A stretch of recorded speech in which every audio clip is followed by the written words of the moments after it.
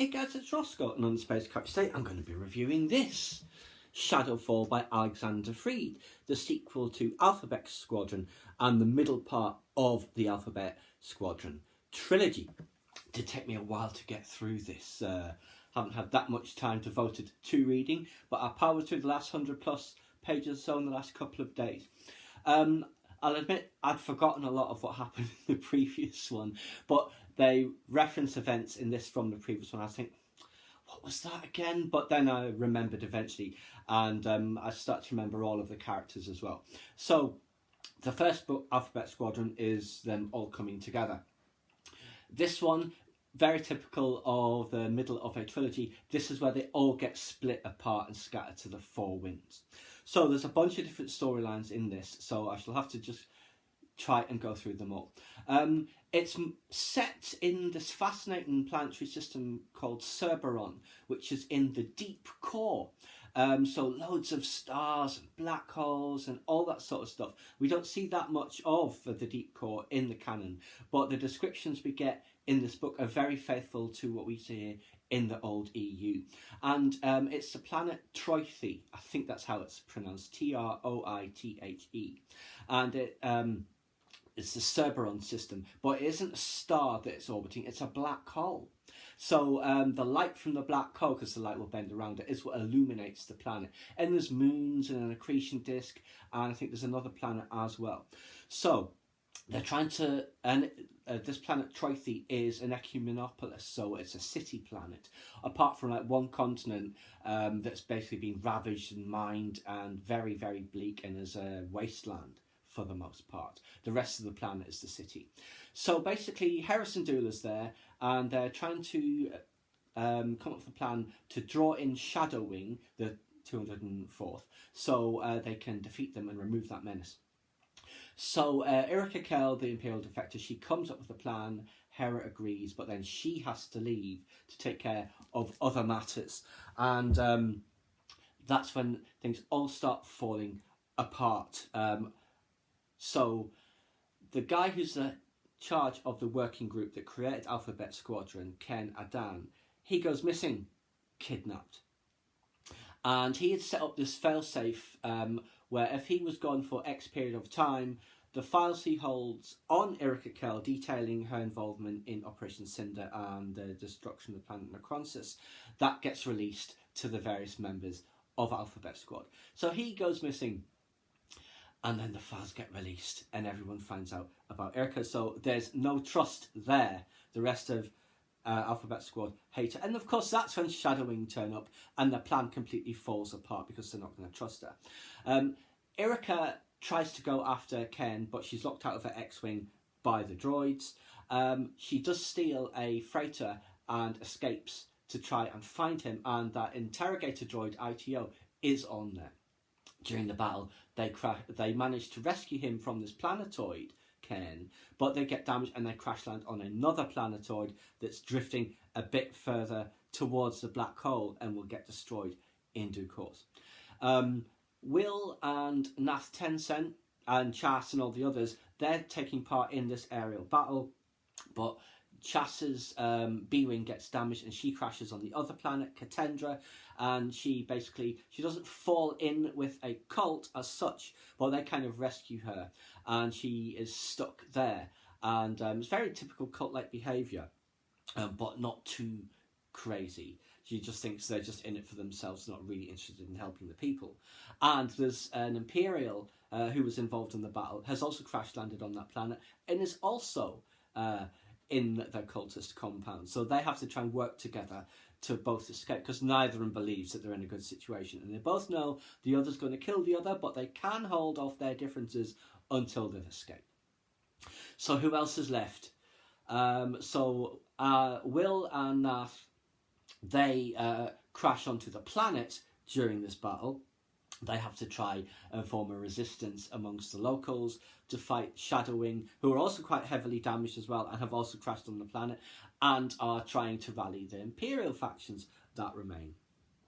Kairos has been very badly injured, and she's barely in the book at all. She's in the beginning where she gets injured, and she's then in at the end when she comes back uninjured.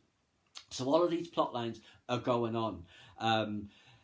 On the planetoid where Erica, the droid, and Ken are, and he's very badly injured in the crash, they find this tower. I assume it's like a Sith structure, and it's arranged so. Imagine the tower is in Lord of the Rings, Sauron's tower, with that like focus, as it were, at the top with the eye. There's a similar effect on this. At certain points of the day, when the black hole rises above the horizon and it comes into focus, as it were, meets this point, anyone standing there in the right spot gets visions past, future, well, actually, of their past. But this is basically, it's like the tower is asking for the password to open the tower, because they're stuck on that planetoid, it's going to get destroyed, they need to find a ship to escape. This tower is the only thing that's there. So she's cycling through all of her memories when she was in Imperial, and all that sort of stuff, the bad stuff she did, but it doesn't work, she can't open the door. Of course, eventually, once the droid has run out of power and is destroyed, once Ken has died from his injuries, she managed to unlock it, accepting herself and all that sort of stuff. So basically it's kind of like the dark side. It wasn't that well explained, but as I was reading her attempts to open the door, it's like, tap into your primal fears and anger and that will open it. And basically that is what happens, and it opens, and there is a ship there. And it doesn't have a very specific description, but I imagine it's like the Sith infiltrator that Darth Maul has, that Darth Vader uses briefly, that I can't remember the bounty hunter in the Lando comic was. I'm sure it's that ship. So she escapes and she rejoins the Imperials, who are escaping at that point in a ship they've gotten from the planet. It's like some old giant freighter they've managed to patch up. She latches onto that because she knows, looks like she's done with the New Republic, or they're done with her, so she's rejoining them. Whether or not that's to work against them from the inside or what have you, I guess we'll find out in the third book. Chas, she manages to escape the cult, but it's left its effect on her because they weren't an evil cult as such. They were just trying to do good as they see it for people. So it's very much hinting that she will probably go back to them when the war is over. And Will, of course, he kind of comes into his own by becoming the tactical leader of the Republic forces that are left on the planet.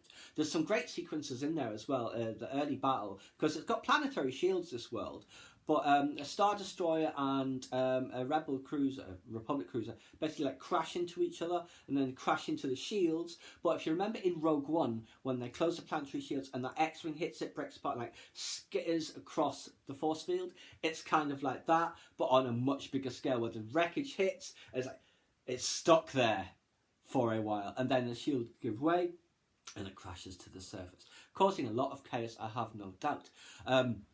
But that's basically the various plot lines of the story. They come back together at the end, apart from Erica, of course, and they believe she's a traitor, and it leaves it open for how it's going to close out the trilogy. I really enjoyed it. It did take me a little while to get back into it, though, because like I said, I've forgotten the characters, I've forgotten a lot of the events of the previous book. But yeah, it was pretty decent. Looking forward to seeing what happens in the end. And yeah, this planet Troithes, interesting as well, as Cerberon orbiting a black hole and all that stuff, and great to see the deep core in there. Obviously Hera's in it as well, not much at the beginning, at the end.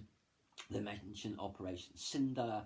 The Emperor's messenger droid, the red one, is in it, and it's damaged. It's like its armour's destroyed, and it's like sputtering parts of the Emperor's message, with his face appearing in the visor, flickering because of the damage, and very interesting as well. But yes, I thoroughly enjoyed it. I would recommend it, I guess. Like I said, it did take me a while to get through it this time, because I did struggle a bit with the first one as well.